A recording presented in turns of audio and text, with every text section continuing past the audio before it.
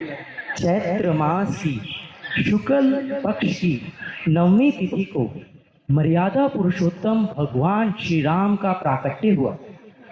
वे भगवान राम जो हैं तो पूर्ण पुरुषोत्तम, किंतु एक साधारण मनुष्य की भांति आचरण करते हुए विशेष रूप से सभी गृहस्थों को शिक्षा देते हुए मर्यादा का पूर्ण रूप से पालन करते हैं।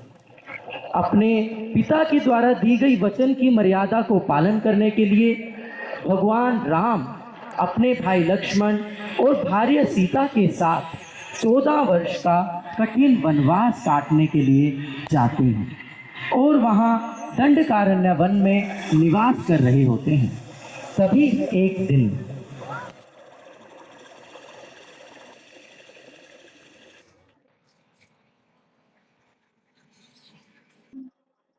झुलस उठ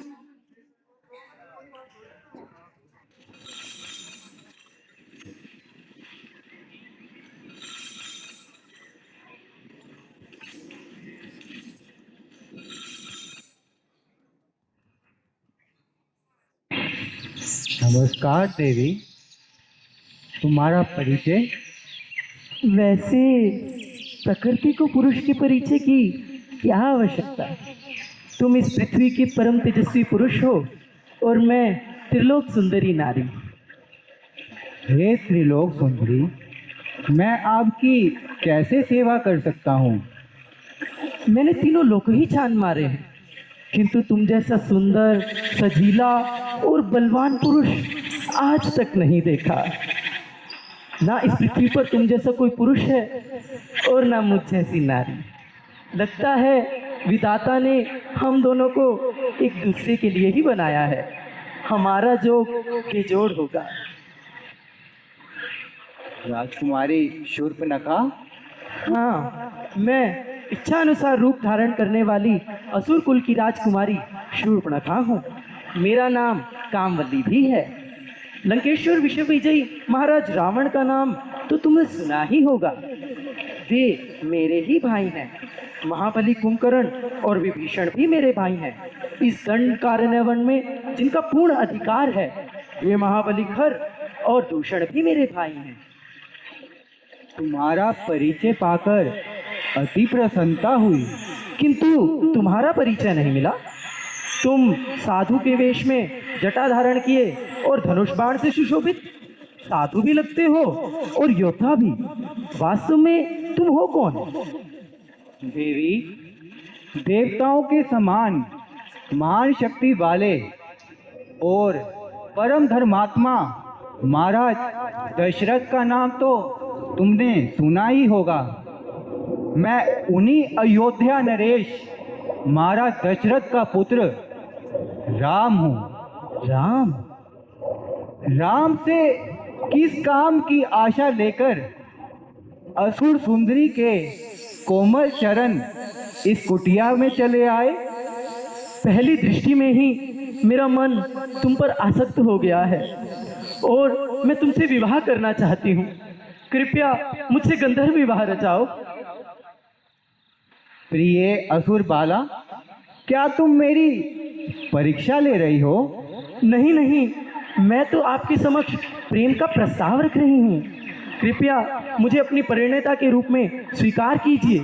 हमारे दंडकारण्य वन में एक नहीं अनेक विवाह कर सकते हैं। मैं तो पहले से ही विवाहित हूँ और ये मेरी धर्म पत्नी पनीता सीता है।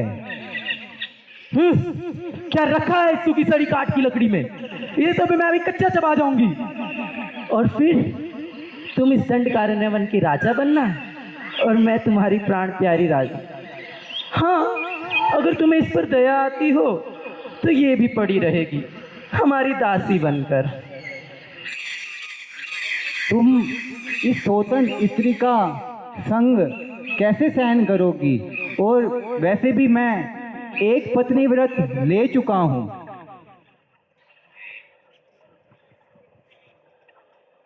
लो भाभी जी, मैं वन से आपके रसोई के लिए सूखी सूखी लकड़ियां ले आया।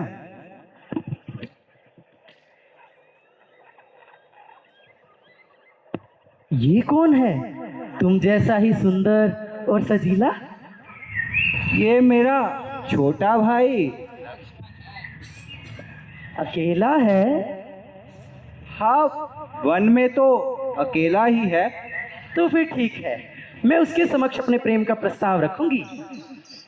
तुम स्वच्छंद विचरण करने वाली नारी ठहरी, तुम्हें अपनी मनमानी करने से कौन रोक सकता है? प्रयत्न करके देखो। क्यों जी लक्ष्मण जी, अकेले हो? कहिए, क्या कष्ट है आपको? कष्ट नहीं, मैं तो आपके लिए प्रेम का प्रस्ताव लाई हूँ। आप मुझसे गंधर्व विवाह रचाइए। अभी तो आप भैया से कुछ याचना कर रही थी। हाँ, उस अभागे ने मेरी बात का मोल ही नहीं समझा। कहता है मेरी स्त्री साथ है, छोड़ो उसे। हे सुंदरी, स्वामी को छोड़कर सेवक के पास आना चाहती हो? क्या तुम्हारी दृष्टि में स्वामी और सेवक में कोई अंतर नहीं? हे गजगामिनी, स्वामिनी बनते बनते क्यों दासी बनना चाहती हो? मैं तो श्री रामचंद्र जी का दास हूँ।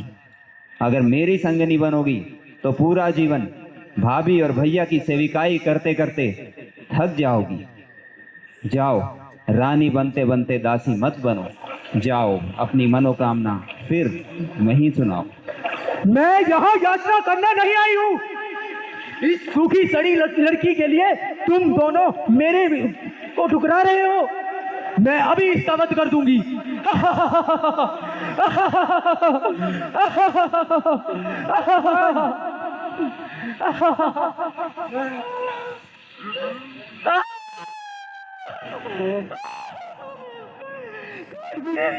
काट दी मेरी नाव। इस दंडकारण्य वन में यदि मैंने तुम दोनों की चिता ना जला दी तो मेरा नाम भी शूर्पणखा नहीं, रावण और कुंभकर्ण मेरे भाई नहीं, मैं कर और दूषण की बहन नहीं।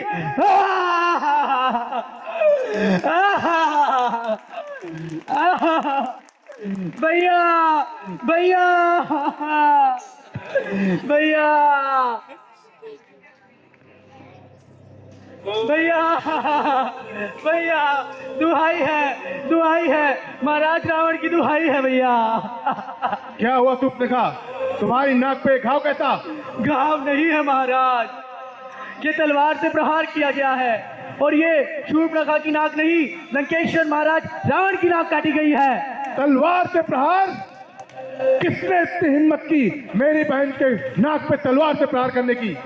राम और लक्ष्मण दो भाई हैं, दंडकारण्य वन में अपनी परिणीता के साथ रहने आए हैं। उन्होंने ही मुझे अकेली देखकर मेरे साथ ये दुर्व्यवहार किया है महाराज। दंडकारण्य वन? वहां तो खर और दूषण भी रहते हैं, वो क्या कर रहे थे? क्या आपके गुप्तचरों से आपको सूचना प्राप्त नहीं हुई कि वे खर और दूषण तो अपने 14,000 सैनिकों के साथ उन दो मानवों के द्वारा पहले ही मारे जा चुके हैं? मानवों के द्वारा मारे गए? खर और दूषण पल में मेरे समान थे। ये मानव का कार्य नहीं हो सकता, ये निश्चित तौर पे देवताओं का कार्य है। और वो धूर्त इंद्र अवश्य वहां होगा, वो पहले भी ऐसे हिम्मत कर चुका है। नहीं, उनके साथ कोई देवता नहीं थे, वे केवल देव ही पुरुष थे। लेकिन बड़े वीर हैं दोनों, बड़े ही सुंदर हैं, बड़े ही बलवान हैं, वे कोई साधारण पुरुष नहीं है। क्या कर रही थी तुम वहां पर? भैया, उनके साथ एक बहुत सुंदर स्त्री भी है। ऐसी सुंदरता से देख करके कामदेव भी मोहित हो जाए। अप्सराएं, गंधर्व, सिद्ध, चाणक किसी भी लोक में देख लीजिए, इतनी सुंदर स्त्री नहीं मिलेगी भैया। और जिस प्रकार से लंकेश्वर महाराज रावण का प्रत्येक उत्तम वस्तु पर अधिकार है, उसी प्रकार से मैंने सोचा कि इतनी सुंदर स्त्री को तो महल की शोभा होना चाहिए, आपकी दासी होना चाहिए महाराज। और मैं उसी को लेने के लिए उनके पास गई थी, किंतु उन्होंने मुझे अकेली देखकर मेरे साथ ये कुकर्म कर दिया है भैया। और आपको चुनौती देकर भेजा है कि यदि आप में है सामर्थ्य तो आइए और उसको उठा करके ले आइए। रावण को ललकारे, ऐसा किसी में दम नहीं। चलो, मेरा रक्त डालो, मैं अभी उन दोनों न मानव को समाप्त करके उनकी पत्नी का हरण करूंगा और अपनी पट रानी बनाऊंगा। नहीं भैया, ये थोड़ा शांति से काम लीजिए। यदि खर और दूषण की भांति उन दो मानवों ने आपको भी कुछ क्षति पहुंचा दी तो आपकी तो ख्याति मिट्टी में मिल जाएगी। मुझे लगता है कि आपको उस स्त्री का हरण कर लेना चाहिए। अपनी पत्नी से वह राम बहुत प्रेम करता है। पत्नी के चले जाने पर वह स्वतः ही अधमरा हो जाएगा और फिर आप उसे साधारणतः ही मार सकते हैं। रूपनखा, तुम्हारा विचार अति उत्तम लग रहा है हमें। हम अवश्य ही ऐसा करेंगे।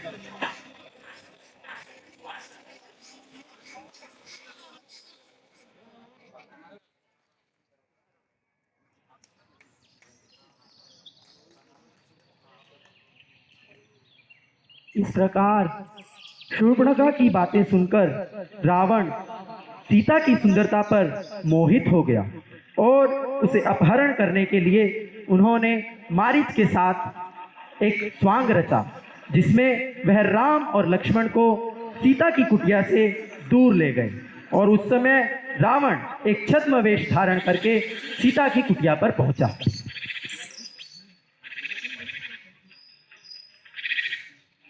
भिक्षाम देहि, भिक्षाम देहि, भिक्षाम देहि, भिक्षाम देहि।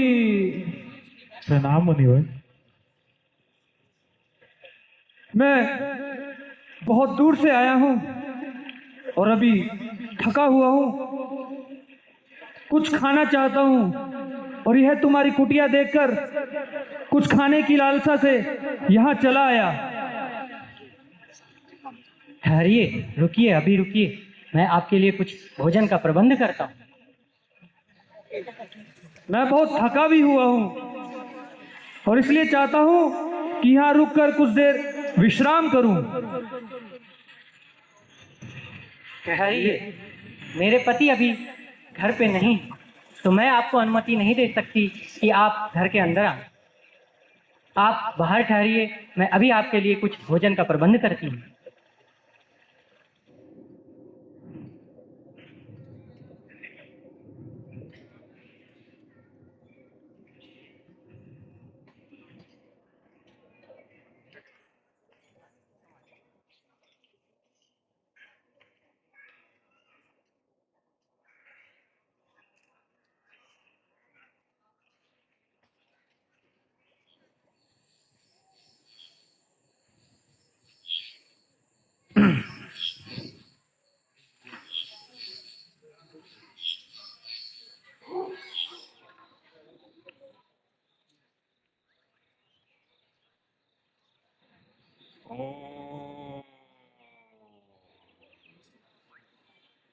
हे महात्मन, मैं आपके लिए कुछ फल लाई हूँ, आप इसे स्वीकार करें। आप जो भी कुछ लाई हैं, हे देवी, कृपया करके मेरे समीप में आकर मुझे यहीं आकर दे। मैं बहुत थका हुआ हूँ और अब मैं वापस से खड़ा नहीं हो सकता। मैं इस सीमा को नहीं लांघ सकती, कृपया आपको यहाँ आना होगा। तुम कोई आर्य कन्या तो नहीं लगती? भला अतिथि को तो भगवान के समकक्ष कहा गया है और घर पर आए अतिथि को अगर कोई सत्कार नहीं दे सकता तो वहां उनको कैसे कहा जाए कि वो कोई आर्य स्त्री है? मेरे यहाँ न आने का कारण आपको तिरस्कार करना नहीं है। हे महात्मन, मेरे देवर यहाँ पे एक रेखा बनाकर गए हैं जिसे मैं लांघ नहीं सकती। तो मैं क्या कोई पशु पक्षी हूं जो तुम्हारी ये भिक्षा दूर से ग्रहण कर लूं? और तुम्हें तो साधुओं का सम्मान करना भी नहीं आता। एक आर्य स्त्री समीप में आकर पहले प्रणाम करती है और फिर भिक्षा देती है। क्या तुम ये सब नहीं जानती? और मैं तुमसे बहुत क्रुद्ध हूं और अब मैं यहाँ पर कुछ तुमसे भिक्षा ग्रहण नहीं कर सकता। अब मैं तुम्हें श्राप देना चाहता हूँ। मैं चाहता हूँ कि तुम्हारे पति की अभी के अभी मैं आती हूँ महाराज, मैं आती हूँ। मेरा भोजन स्वीकार करें, मेरे पति को श्राप ना दें।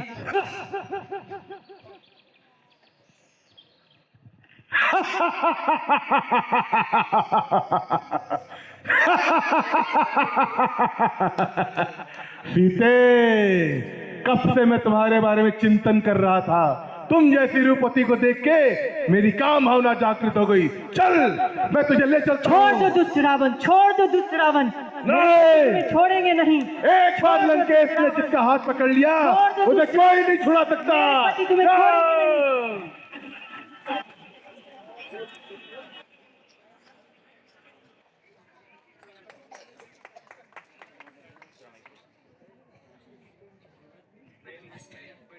सीते, भाभी, कहाँ हो तुम भाभी सीते? कहाँ हो? हे भवरे, क्या तुमने मेरी सीता को देखा?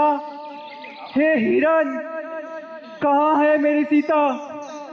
लक्ष्मण, देखो भाभी सीता कहाँ हो? है? भाभी, सीता, भाभी कहाँ हो? सीता, भाभी, सीता, भाभी, भाभी, सीता, भाभी कहाँ हो? सीता, भाभी, सीता, सीता।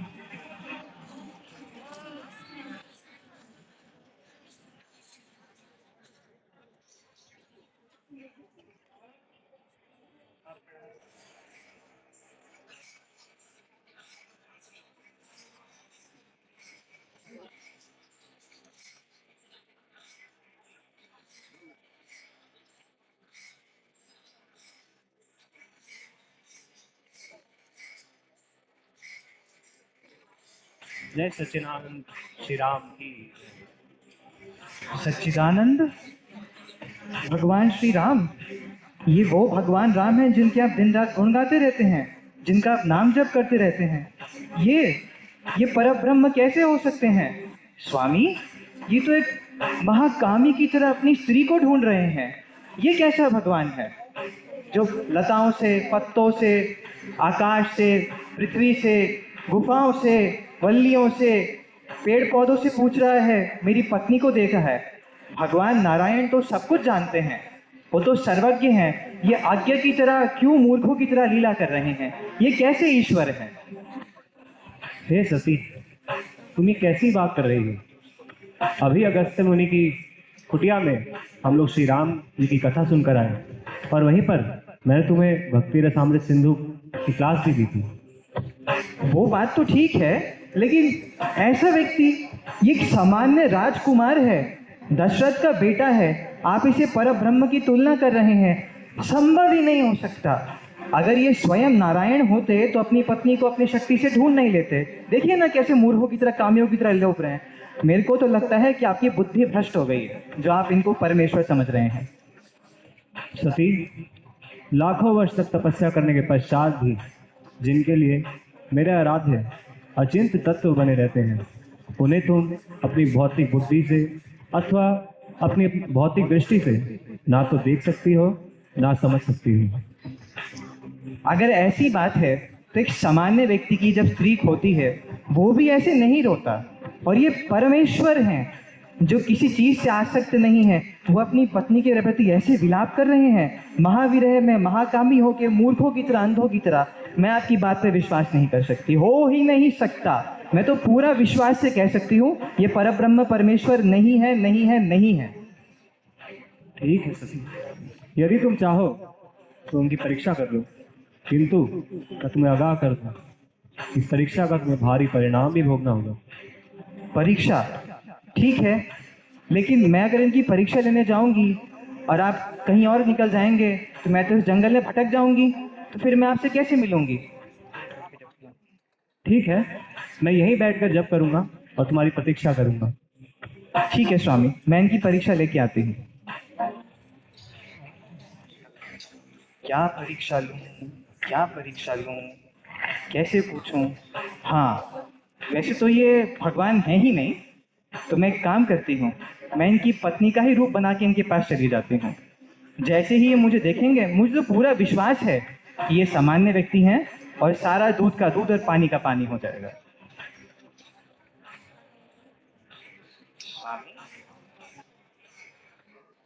नाम माता,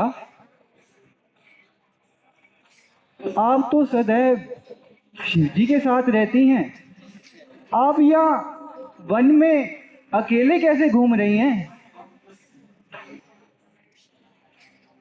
ये क्या हो गया? इन्हें कैसे पता चल गया कि मैं पार्वती हूँ, सती हूँ। मुझसे बहुत भारी भूल हो गई। चलो वापिस चलती हूँ अपने स्वामी के पास।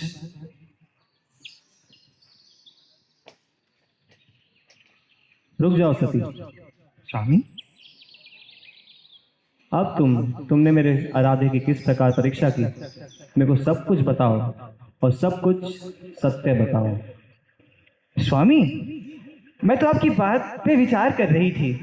आपने कहा ना वो परब्रह्म है, परमेश्वर हैं, तो मुझे लगा कि मेरे स्वामी मूर्ख तो नहीं हो सकते, तो मैंने आपकी बात मान ली और मैंने कोई परीक्षा नहीं ली। मैं गई, उनके चरण स्पर्श किए, जैसे आप उन्हें प्रणाम करते हैं मैं भी वैसे ही प्रणाम करके वापस आ गई आपके पास। मैंने कोई परीक्षा नहीं ली स्वामी उनकी।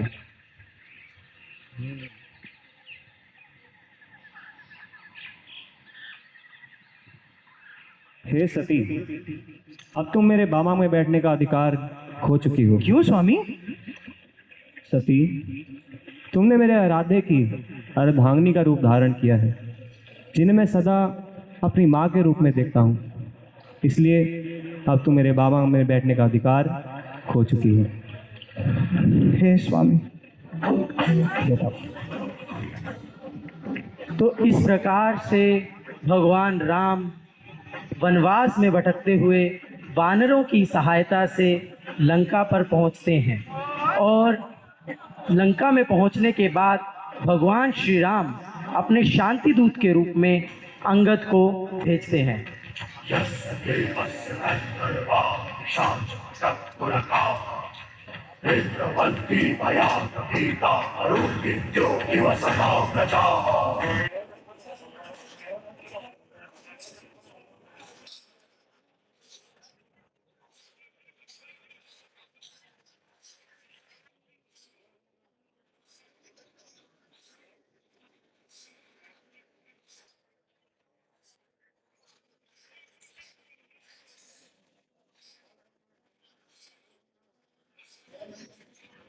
वानर, कौन हो तुम और यहाँ क्या संदेश लेके आए हो?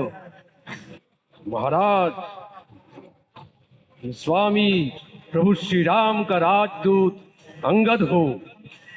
सभ्य राजसभाओं का नियम है कि राजदूत को पहले उचित आसन दिया जाता है, फिर उसका अतिथि सत्कार किया जाता है, तत्पश्चात उसके आने का औचित्य पूछा जाता है। राजदूत मूर्ख, तुझे पता है राजदूत किसे कहते हैं? जो राजा का दूत होता है, किसी भिखारी का दूत वानर नहीं। महाराज, राजा की बात करते हैं आप। मेरे प्रभु राजाओं के राजा हैं, राज राजेश्वर हैं। वो केवल इस भूखंड के राजा नहीं, अपितु तीनों लोकों के राजा हैं। मानव, किन्नर, यक्ष, गंधर्व, देवताओं के भी स्वामी हैं मेरे प्रभु श्री राम। इतने वीर होने के पश्चात भी उनके हृदय में दया है, इसीलिए तुम पर करुणा करते हुए उन्होंने मुझे अपना संदेश दे के भेजा है। प्रभु ने कहा कि रावण को जाके कहो कि मैं उसे ये मौका देता हूँ, अगर वह अपने कुटुंब समेत मेरे शरण में आ जाए, देवी सीता को सम्मान पूर्वक मुझे वापस कर दे, तो मैं उसे क्षमा कर दूंगा। मैं युद्ध नहीं करूंगा, मैं वापस चला जाऊंगा। मैं शांति चाहता हूँ, युद्ध नहीं। अच्छा, तो तुम्हारे प्रभु ने ये कहा कि वो शांति चाहता है, युद्ध नहीं चाहता। मूर्ख वानर, तुझे इसमें उसकी करुणा दिखती है और उसका भय नहीं दिखता। तुझे नहीं दिखता कि वो रावण से भयभीत हो गया है और लंका से वापस जाने की बात कर रहा है। मूर्ख वानर, ये रावण है, रावण, लंकेश है हम। और रही बात सीता की तो सीता एक रत्न के समान है। अगर उसे सीता को प्राप्त करना है तो अपने बाहुबल का पराक्रम दिखाए और यहाँ पर आके मुझे परास्त करे। सीता कोई ऐसी वस्तु नहीं जिसे सस्ते में यूं दे दिया जाए। मूर्ख वानर। रावण, तुम बाहुबल की बात करते हो, तुमने देवी सीता को, माता सीता को बाहुबल से नहीं, छल से तुम हर लाए हो। बाहुबल तो मेरे प्रभु श्री राम ने दिखाया था महाराज जनक की सभा में, जो उनके केवल छूने मात्र से परशुराम का शिव धनुष भंग हो गया था। और तुम्हें याद दिला दूं, उस सभा में तुम स्वयं भेष बदल के गए थे और सुना है तुमसे वो शिव धनुष हिलाया भी नहीं गया। मूर्ख वानर, मुझे लगता है तो रावण के पराक्रम को नहीं जानता। रावण जब अपने खड़ग पे हाथ रखता है तो चारों दिशाओं के लोकपाल थरथराने लगते हैं। रावण जब अपना कदम पृथ्वी पे रखता है तो पृथ्वी कंपायमान होने लगती है। रावण का जब गर्जन होता है तो देवताओं के हृदय में मृत्यु का भय आ जाता है। और इसी रावण की भुजाओं ने कैलाश का मान मर्दन किया है। मुकुट उठाओ मेरा। मूर्ख।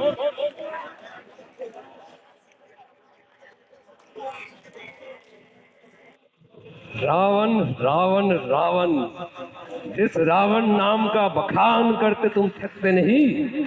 जरा ये बताओ तुम कौन से रावण हो? एक रावण जिसे मेरे पिता बलि ने अपने कांख में दबा के रखा और पूजा करते रहे और अपने पूंछ में लपेट के पूरे धरती का भ्रमण करते रहे। एक और रावण जो बलि महाराज के पाताल लोक में पहुंच गया था। वहां पे सुना है अस्तबल में बच्चों ने उसे खूब पीटा था। उस समय भी बाली महाराज ने उसे मुक्त कराया था। और एक रावण वो भी था जिसे सहस्र बाहु ने चींटी समझ के पकड़ लिया था। उस समय ऋषि पुलस्त ने उसे वहां से छुड़ाया था। इनमें से तुम कौन से रावण हो? तुमने यद्यपि ब्रह्मा जी शिव जी से वरदान प्राप्त किए, तुमने तीनों लोगों को जय किया अपने ताकत से, परंतु अपने अहंकार के कारण तुम्हारी वो शक्तियां समाप्त हो चुकी है। तुम पाप इतने डूब चुके हो रावण कि अभी तुम्हारे लिए दया का कोई स्थान नहीं। अभी मैं तुम्हें प्रभु श्री राम का अंतिम संदेश सुनाता हूं रावण। प्रभु श्री राम ने तुम्हारे लिए संदेश दिया है कि वो अपने वानर सेना समेत तुम्हारे द्वार पर पहुंच चुके हैं और तुम्हारे अपने कुटुंब, पूरे दानव सेना समेत, पूरे वंश समेत वो ध्वंस कर देंगे तुम्हें। तुम्हारी अंतिम चेतावनी है। प्रलाप बंद कर वानर। तो जानता नहीं कि किसके सामने खड़ा है। सैनिकों, इस दूत का वध कर दो। सावधान, तुम्हारे सैनिक मुझे क्या मारेंगे रावण? मैं इस पूरे सभा में तुम्हें चेतावनी देता हूं, चुनौती देता हूं कि तुम्हारा एक भी योद्धा अगर मेरा ये पैर भी उठा सके तो मैं अपने प्रभु की ओर से तुम्हें वचन देता हूं कि वो लंका से वापस चले जाएंगे। जय श्री राम।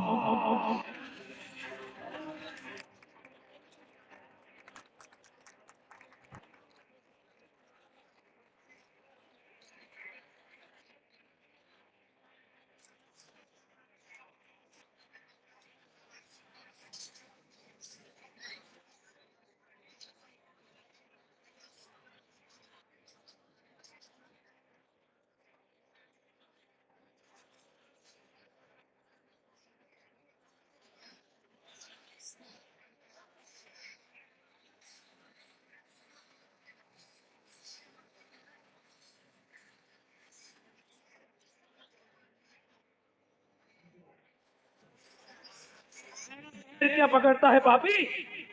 जा उस प्रभु श्री राम के शरण में जा। जय श्री राम।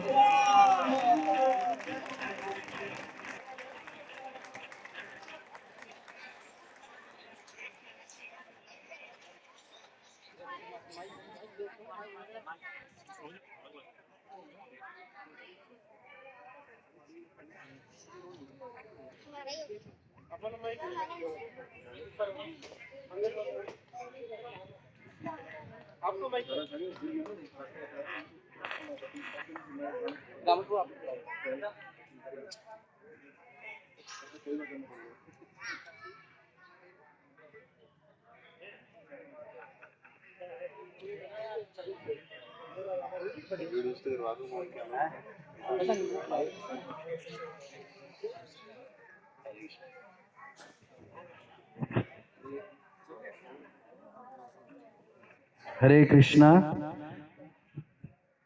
जय सिया राम। हरे कृष्णा। तो हमारा बहुत बड़ा सौभाग्य है कि शिला सुबक स्वामी गुरु महाराज हमारे बीच उपस्थित हैं और गुरु महाराज और भक्तों की प्रसन्नता के लिए हमारे संकीर्तन भक्तों ने बहुत सुंदर भगवान राम की लीला का प्रदर्शन किया। आप सबको अच्छा लगा? हरे कृष्णा। धन्यवाद। तो सब भक्त जिन्होंने इस ड्रामे में पार्ट किया कृपया सामने आ जाएंगे।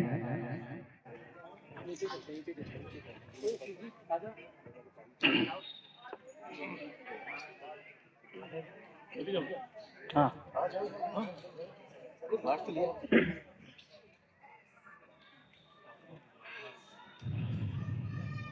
हरे कृष्णा। हरे कृष्णा। कृष्णा कृष्णा हरे हरे, हरे राम